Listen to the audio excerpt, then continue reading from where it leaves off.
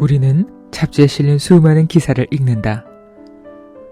건강 증진을 목표로 하는 책과 TV 프로그램은 산처럼 쌓여 있으며 많은 사람이 건강과 체력 단련에 집착한다.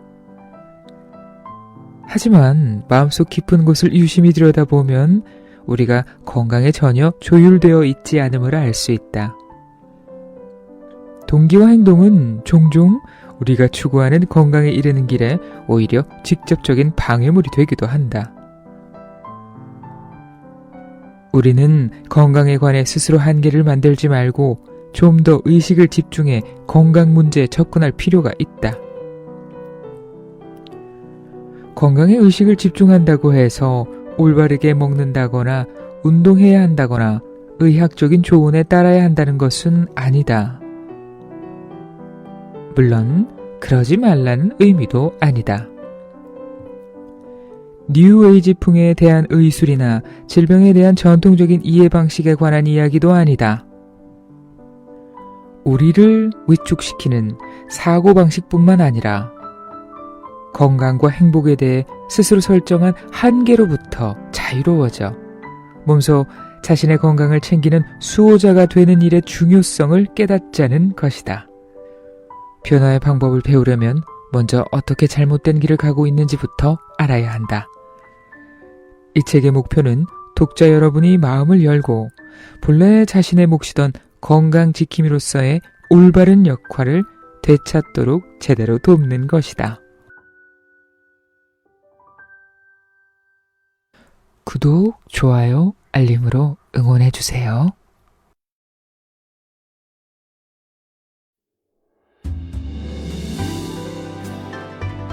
어서오세요. 여기는 솔방문고, 제가 솔방입니다. 잘 있었어요? 우리가 건강하세요 하는 인사말 참 많이 합니다. 그쵸? 그것을 바꿔 말하면 지켜야 하는 것의 순위를 매긴다면 1위, 그러니까 첫 번째로 건강을 꼽는다는 얘기죠. 그런데요, 나이가 들어가면서 이 단어에 자연스럽게 위축이 되는 느낌이 있습니다. 노화가 진행되니까 여러모로 예전 같지가 않죠. 그거 당연한 거 아니겠습니까? 근데요, 여기 그렇지 않다는 책이 있습니다. 엘렌 랭어의 늙는다는 착각, 윤호북스에서 출간되었고요. 변용란 님이 옮기셨습니다. 영어 원 제목은요, 반시계 방향, 이런 뜻이더라고요.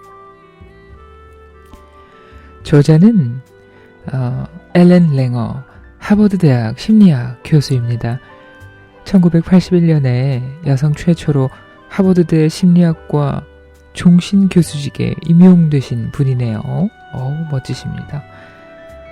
그리고 이 엘렌 랭어는 1979년에 유명한 심리 실험을 했습니다.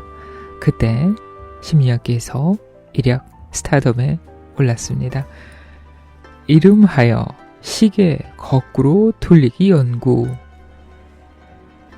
1979년 어느 날 한 신문에 모집 공고가 하나 실렸습니다. 무료한 일상 탈출, 활기찬 노년, 지원 자격, 70대에서 80대 초반, 6박 7일간 여행, 추억에 대해 심오한 토론, 회비 없음, 소정의 활동료 지급. 노인들이 모였습니다. 높은 경쟁률을 통과한 8명의 노인들은 신체 검사를 마치고 시골에 있는 수도원으로 갑니다. 그곳에서 7일간 생활을 하게 됩니다. 규칙은 2가지예요. 첫째, 마치 지금이 20년 전인 것처럼 정치, 사회, 스포츠에 대해 이야기합니다. 매일 밤 그 시대 영화나 텔레비전 프로그램을 봅니다. 그리고 둘째, 모든 집안일은 스스로 해야 합니다. 노인들의 반응은 여러 가지였겠네요. 첫 번째 조건은 그리 어렵다는 이야기는 없었다 그러고요. 이 두 번째에 대해서 의견이 많았답니다. 서 있기도 힘든데 뭐 어떻게 집안일을 스스로 하라는 것이냐. 그러나 만약 이 조건이 싫으시다면 go home. 아마도 계속하는 것도 아니고 일주일인데 하셨을 것 같아요. 프로젝트는 이어집니다. 지팡이 의지해서 설거지를 하기도 하고요. 또 느릿느릿 청소도 합니다. 서로 도와서 빨래도 했다네요. 그리고 일주일이 지났습니다. 추억 여행은 끝이 났습니다. 이후에 다시 신체 검사가 이어집니다. 결과는 모든 노인이 시력, 청력, 기억, 지능, 악력 등이 신체 나이 50대 수준으로 향상되었음을 확인합니다. 이 실험을 바탕으로 앨런 랭어는 가능성의 심리학에 대해 이야기합니다. 진짜 나이가 많아지면 노화가 자연스러운 것이고 모든 기능이 저하되는 것이 당연한 것인가? 불가능이라고 미리 단언하고 그 가능성에 대해서는 생각조차 하지 않는 것이 당연하다는 쉬운 결말로 이어지는 원인이 아닐까 하는 것이죠. 물론 그 당연함에는 매우 합리적인 수치가 뒷받침이 되고 있습니다. 과학과 의학이라는 합리적인 진단이 그렇죠. 그런데요, 그 합리적인 것들로도 100% 해결되고 설명되지 않는 부분들이 존재하는 것도 사실이지요. 그 병에 걸려서 치명적인 증상이 있는데 병원에 가지 말라는 얘기가 아니랍니다. 그러니까 기존 의학에 대한 반론이 아니라는 거죠. 우리가 우리 일에, 우리 건강에 주인이 되자는 것을 가능성에서 찾고 있습니다. 어젯밤에 그 배우 윤여정님의 아카데미 시상 모습을 보면서 그 노화에 대해서 쭉 생각하고 있다가 아주 그 모습이 감명 깊게 가슴속으로 들어오더라고요. 저분을 그저 노인이라는 단어에 어떻게 가두겠는가, 그런 생각을 하게 되던데요. 생각과 행동하시는 모습에서 시간을 넘어서는 그 건강함, 스마트함이 느끼지 않을 수가 없었습니다. 좋은 에너지 많이 받았습니다. 자, 늙어가고 있다고 생각하십니까? 그건 당신의 착각일 수도 있다네요. 가능성의 심리학 읽어보겠습니다.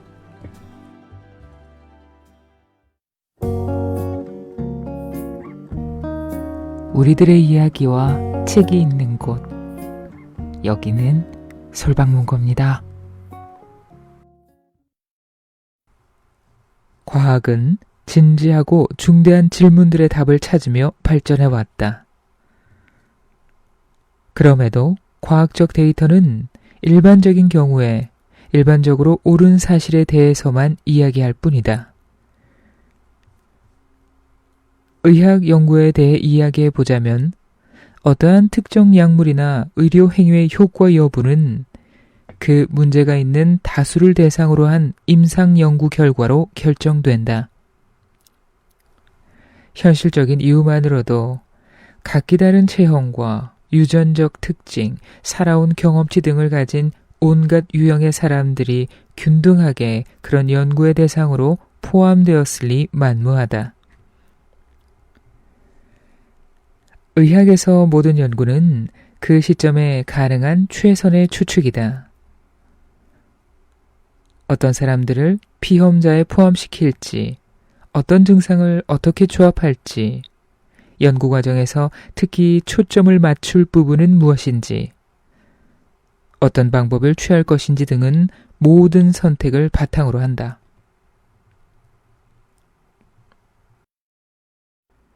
의학 앞에 놓인 과제는 엄청나게 복잡하므로 미지의 사실을 모두 실험에 포함시킬 수는 없다.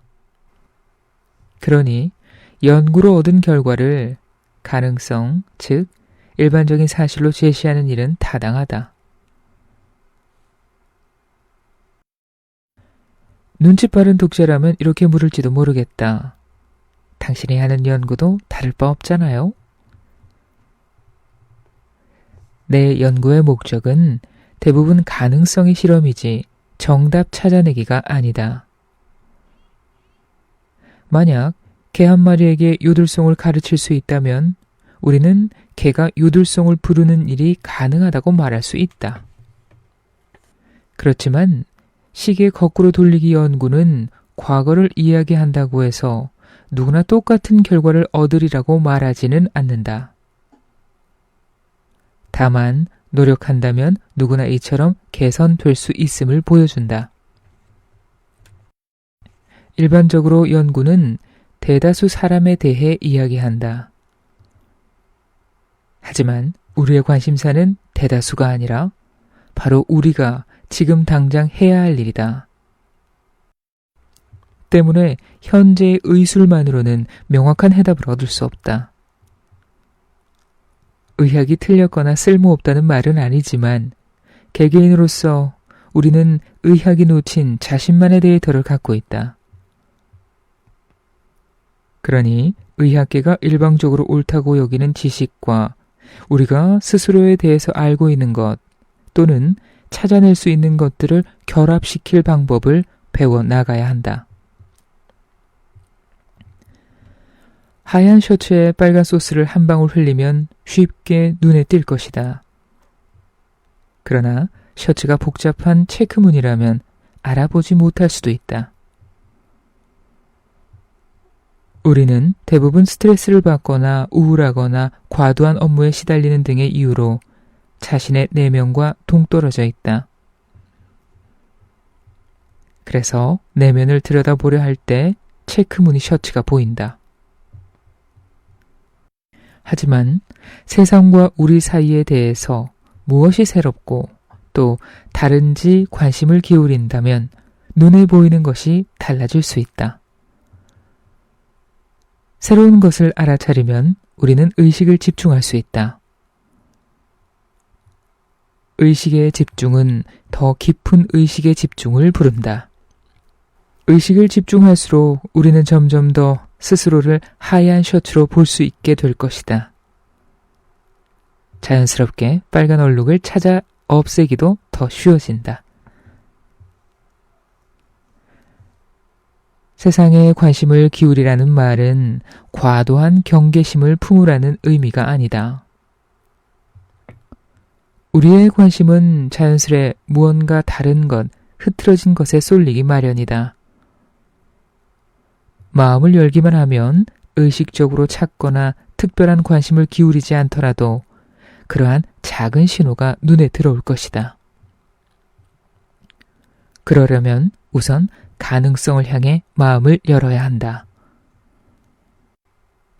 우리 모두 입으로는 무엇이든 가능하다고 말하지만 막상 결코 전례가 없는 사건 앞에 놓일 때마다 대부분 그 가능성을 감당하지 못하고 외면한다. 팔다리를 되돌릴 수 있을까?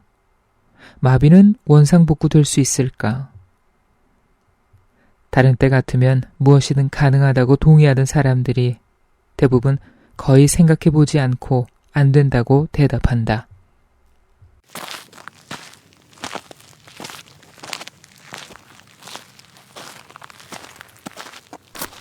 가능성에 대한 믿음. 우리는 자기 입으로 믿는다고 공언한 일들을 왜 현실에서 용납하지 않을까? 한 가지 해답은 일상의 경험에서 형성된 사고방식이 다양한 가능성을 차단한다는 것이다. 우리는 배움을 무의식적으로 받아들이는 경향이 있기 때문에 세상에 대해 이미 배운 것들은 대부분 돌이킬 생각조차 하지 않는다. 배움의 대상에 주목하지 않는다는 것이 아니라 맥락에 주목하지 않는다는 뜻이다. 우리는 이쪽에서 옳은 것이 저쪽에서는 옳지 않을 수 있다는 사실을 염두에 두지 않는다. 견해를 다시 고려해보겠다는 생각조차 하지 않는다면 추가로 지식을 얻거나 견해를 향상시키기란 불가능하다. 우리는 현재의 지식을 어떻게 얻었는지 근거로 삼는 사실은 무엇인지 그 같은 사실을 도출한 과학을 믿어도 되는지 의심을 품지 않는다. 이처럼 아무런 비판 없이 정보를 받아들인 탓에 우리는 불가능하다고 받아들인 것이 실제로는 가능할 수 있다는 사실을 모른 채 인생을 헤쳐나가야 하는 엄청난 대가를 치르고 있다. 과학자들을 포함해 사람들은 대부분 가설 확인 과정에 사로잡혀 있다. 일단 무언가를 안다고 생각하면 그 믿음에 부합하는 정보를 찾는다. 구하라, 그리하면 얻을 것이다. 하지만 옳다고 믿는 사실에 반대되는 경우를 찾는다면 가설을 확인할 확률 또한 더 높으며 많은 경우 우리에게 보다 도움이 될 수 있다. 사회 심리학자들은 논쟁 중인 가설의 효과가 어떤 경우에는 옳지만 다른 경우에는 옳지 않을 수 있음을 예상해 다양한 변수 간의 상호작용을 찾으면서 대체로 이 같은 방법을 사용한다. 우리 모두가 이 방법을 좀 더 광범위하게 사용한다면 그간 몰랐던 것을 발견하거나 좀 더 미묘한 차이가 있는 믿음을 도출할 수 있을지도 모른다. 단순히 기존의 믿음에 대한 확인만 추구한다면 계속해서 동일한 가설에 대한 증거만 더 많이 수집하게 되므로 잠재적으로 틀릴 수도 있는 믿음을 떨쳐버리기가 더욱 어려워진다. 심지어 가설 확인 현상에 대해 조사하는 연구자들도 가설 확인을 추구하는 문제를 똑같이 겪고 있다. 우리는 흔히 믿음의 원천과 근거를 일반적인 통념과 전문가의 견해에서 찾는다. 예를 들면 전문가의 견해인 과학은 알코올이 근본적으로 몸에 나쁘다는 일반적인 믿음을 지지하고 알코올 의존증 환자를 치료한 의사들 또한 그 사실을 확언한다. 많은 경우 이 같은 진실에 우리가 의문을 제기하는 일은 웬만해선 일어나지 않는다. 이제 우리 모두가 레드와인이 몸에 좋을 수도 있다는 사실을 알고 있듯이 말이다.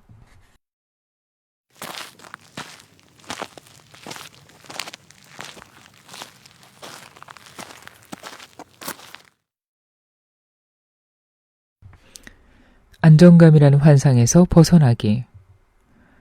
세상이 우리 스스로 구축한 산물이며 그렇게 만들어가는 것이 아니라 발견되는 것이라고 믿는 사람이 너무도 많다. 우리가 불변의 존재가 아니라는 말에 많은 사람이 이론적으로는 동의하면서도 우리 자신과 둘러싼 세상이 고정된 것처럼 반응한다. 변기 높이를 조정하면 더 편하게 이용할 수 있음을 깨닫지 못한 채 매일 화장실에서 앉아 있는 것일지도 모른다. 부러진 손목이 나을 때까지는 그림을 그릴 수 없다고 슬퍼하면서도 다른 손으로 그려볼 생각은 전혀 하지 않는다.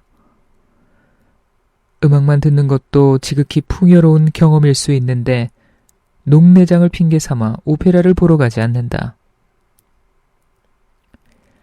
의문을 품으려는 생각이 들기만 한다면 더 나은 삶을 누릴 방법이 가져다줄 변화는 무궁무진하다. 안정감이라는 환상, 즉 무심함이 얼마나 강력한 힘을 지녔는지 보여주는 대목이다.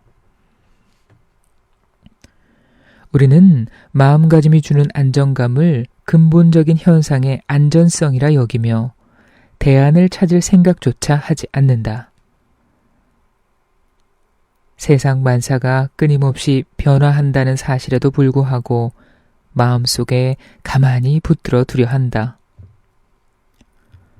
마음을 열기만 하면 새로운 가능성의 세계가 스스로 모습을 드러낼 텐데 말이다. 세상이 고정되어 있으므로 예측 가능하다는 견해를 고이 간직한 채 확고하게 자신의 믿음에 매달리는 냉소적인 사람들은 사방에 널려 있다. 냉소적이지는 않지만 그러한 견해를 아무 생각 없이 받아들이는 사람들 또한 여전히 존재한다. 늘 실증적인 증거를 요구하는 회의론자들이 득세하기 때문이라도 심리학과 우리 삶에는 새로운 접근 방법이 필요하다. 그들은 무엇이 가능하고 무엇을 성취할 수 있는지 결정함으로써 공동체로서의 우리에게 손해를 입힌다. 만약 현재 알려진 것과 동떨어진 것으로 여겨지는 어떤 가능성을 제시한다면 그것을 입증해야 하는 부담감은 고스란히 우리 몫이다.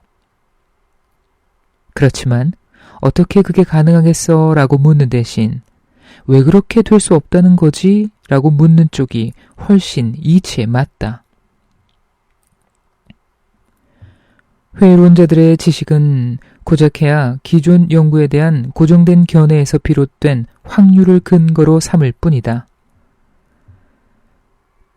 우리가 무언가 찾아내기 전에는 그렇다고 입증할 수 없는 것과 마찬가지로 회의론자들 역시 무언가가 불가능함을 입증할 수 없다.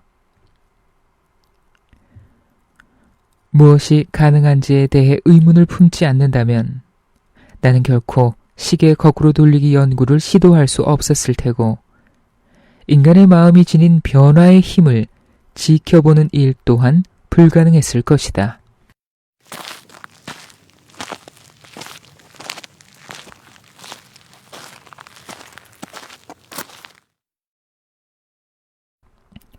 왜 아무도 의사의 진단에 의문을 품지 않는가?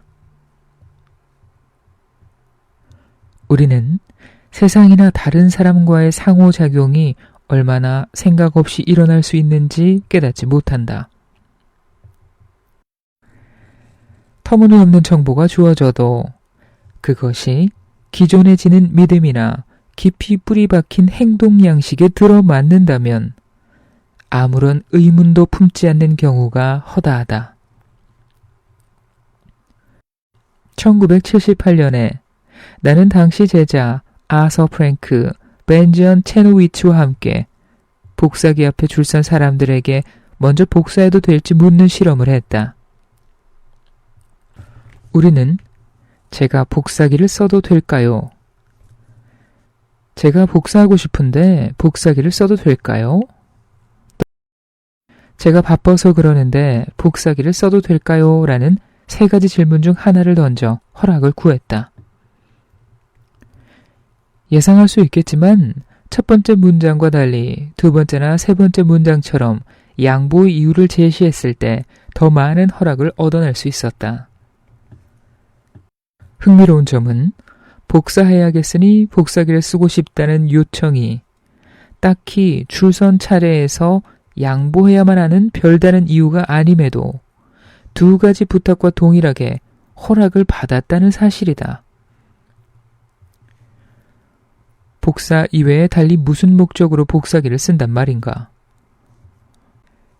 양보를 부탁하는 이유가 더 자세한 제가 바빠서 그러는데 라는 요청이 더 많은 사람으로부터 양보를 얻지 못한 까닭은 무엇이며 제가 복사하고 싶은데 라는 요청에 사람들이 무심코 동의한 까닭은 무엇일까? 우리는 내용상으로는 그렇지 않지만 차례 양보에 대한 타당한 이유를 담은 요청의 형식을 띠고 있기 때문일 것이라는 결론을 내렸다. 다시 말해, 사람들은 이유가 제시되는 한 그 이유가 아무리 엉터리여도 기꺼이 허락했다. 어리석어 보이는가? 우리도 일개 정보를 아무런 생각 없이 사실로 받아들이거나 조언을 처방으로 받아들일 때, 또는 의사들이 우리 건강에 대해 우리보다 더 많이 안다고 인정할 때 똑같은 짓을 저지르고 있는 셈이다. 많은 사람들이 무의식적으로 형식에 초점을 맞추고 내용에 주목하지 않는다.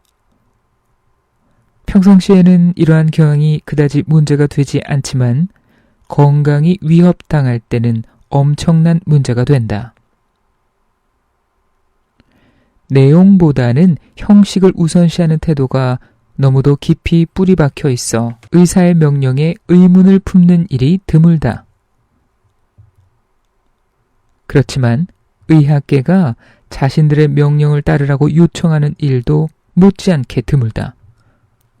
그들은 그저 명령할 뿐이다.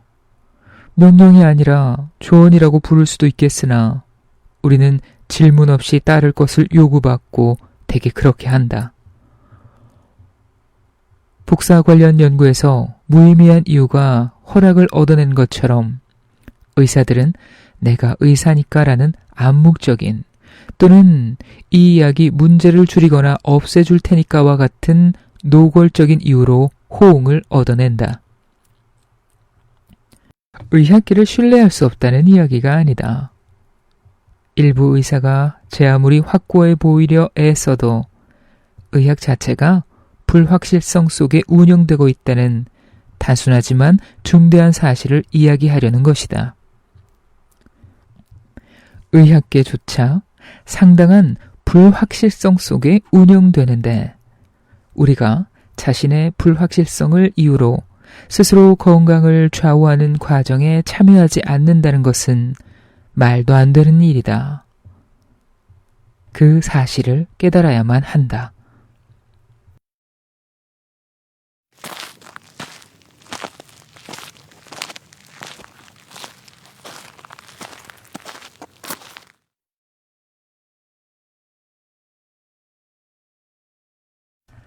한계가 곧 운명은 아니다.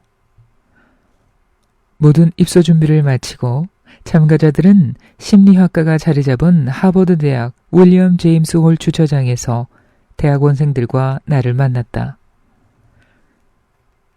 가족과 작별 인사를 끝낸 그들에게 우리는 숙소로 향할 버스에 오르라고 말했다. 절뚝거리며 버스에 올라타는 그들을 지켜보면서 또다시 내가 무슨 짓을 벌이는 중인가 하는 의구심에 빠져들었지만 이내 모두가 버스에 몸을 싣고 수도원으로 향했다. 이동하는 내내 우리는 넷킹콜이 부르는 모나리자, 조이 레이크의 크라이, 행크 윌리엄스의 거짓된 마음을 포함해 1950년대 음악을 틀었다. 인터넷이 존재하기 이전 시대로 되돌아가는 효과를 얻기 위해 이 음악들은 카세트 테이프로 녹음된 상태였다. 학생들은 카세트 테이프에 녹음하기 적당한 음악을 찾아 음반 가게를 샅샅이 뒤졌는데 1950년대 음악을 거의 알지 못하는 터라 생각보다 훨씬 일이 어려웠다. 버스 안에서 몇몇 노인은 조용히 차창 밖을 바라보았고 어떤 이들은 옆 사람과 환담을 나누었다. 여정은 순조로웠고 나는 앞으로 펼쳐질 일주일을 생각하며 새삼스레 기대에 부풀었다.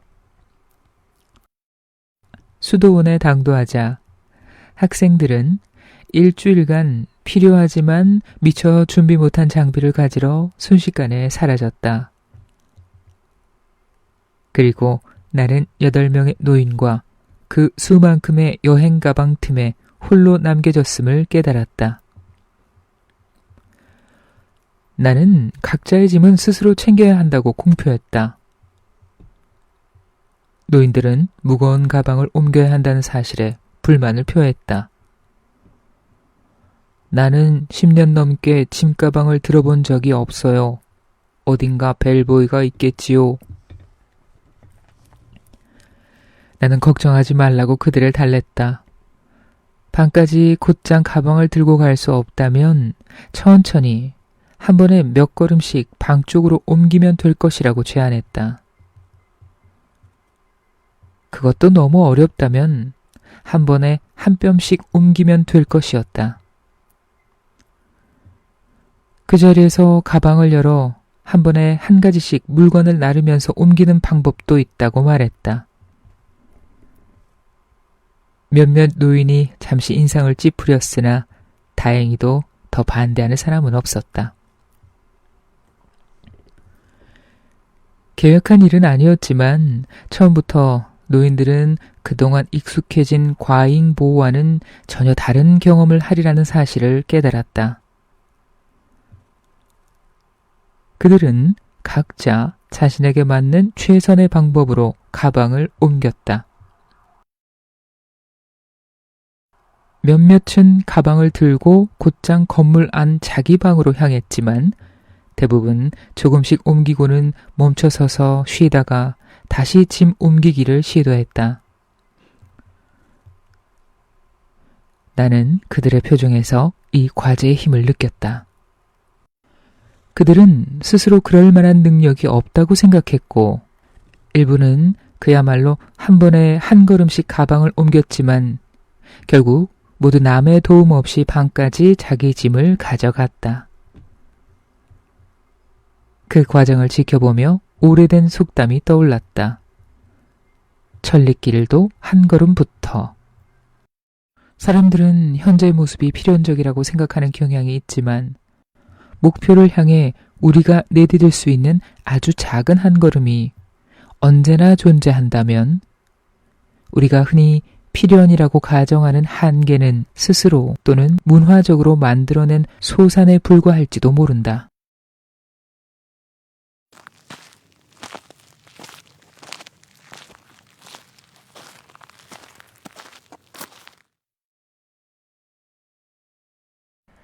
숨쉬는 마지막 순간까지 삶을 영위해 나갈 것. 우리는 건강대 질병의 이분법에 적극적으로 의문을 제기해야 할 뿐만 아니라 건강은 단순히 질병의 부재가 아님을 인식함으로써 발전할 수 있다. 병들지 않은 지금의 상태를 왜 최상의 건강 상태라고 생각하는가? 그 상한선은 누가 정했을까? 이 책에 설명된 수많은 연구는 우리 몸과 연결되어 있거나 유전적으로 미리 결정되어 있다고 다른 사람들이 받아들이는 한계에 의문을 던진다.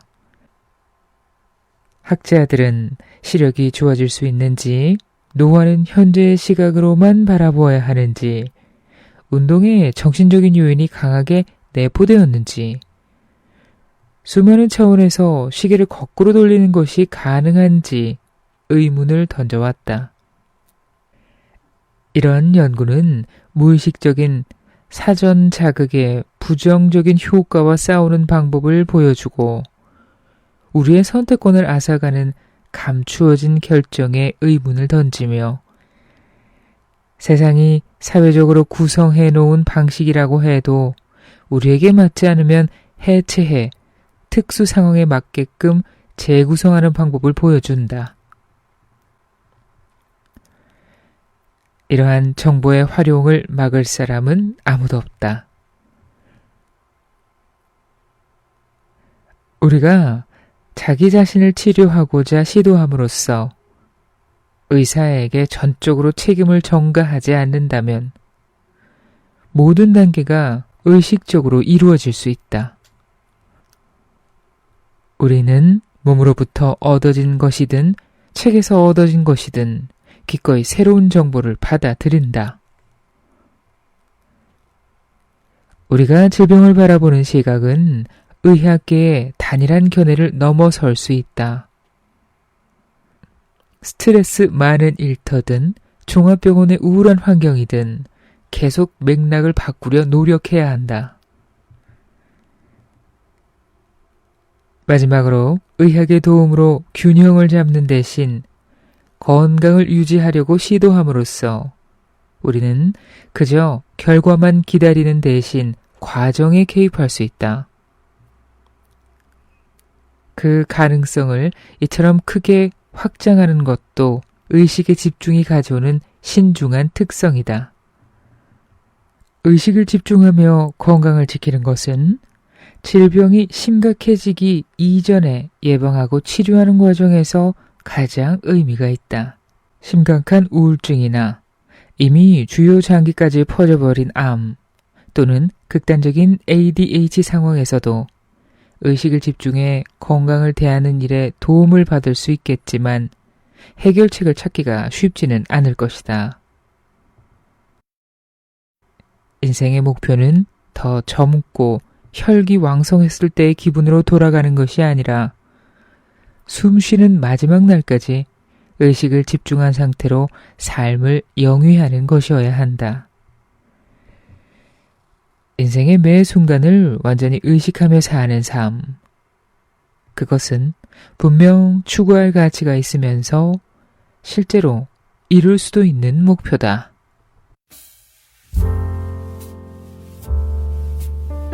네, 책 읽었습니다. 불가능이라 단정 짓고 아예 문을 걸어 잠그지 말자. 그런 얘기죠.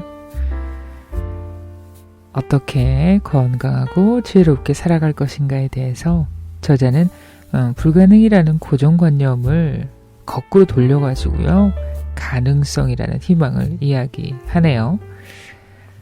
그러려면 나의 상태, 나에 관한 것에 조금 더 주의를 기울여서 집중해보는 시간을 많이 가져야 한다.